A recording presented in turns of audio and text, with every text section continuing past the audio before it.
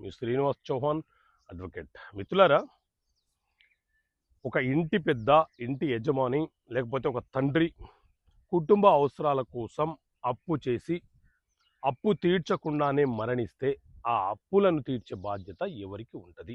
So మిత్రులారా, మన దేశంలో సివిల్ ప్రొసీజర్ కోడ్ సిపిసి అనే చట్టం అమల్లో ఉన్నది. ఈ చట్టం ఏం చెబుతుంది అని అంటే, ఎవరైనా సరే ఒక ఇంటి యజమాని, ఒక తండ్రి